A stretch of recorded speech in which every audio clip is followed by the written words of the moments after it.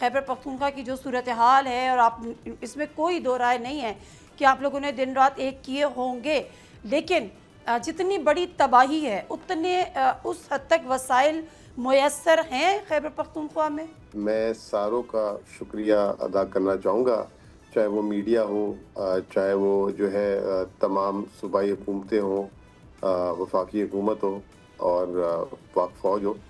सब ने जो है यक ज़बान होकर जो कल खैबर पख्तूनख्वा में जिस तरीके से सैलाब आए और जो एक आफ़त आई, उस पे जो है इज़हार यकजहती का इज़हार किया।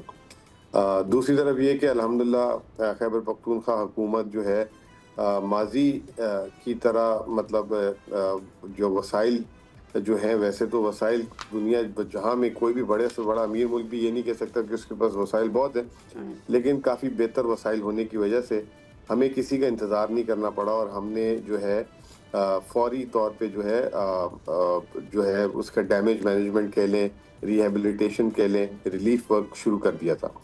और आपने बिल्कुल एक्यूरेट नंबर दिया, 307 के करीब जो हैं लोग जो हैं अब तक जो रिपोर्टेड नंबर है, ये बढ़ेगा। अभी तो जो है ये आया है, रिपोर्टेड नंबर है कि लोगों की शहादतें हुई हैं और ज़ख्मी भी जो हैं वो काफ़ी ज़्यादा है।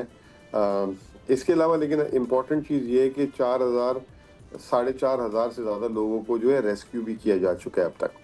और आज हमने जो है 3 अरब रुपए जारी किए हैं।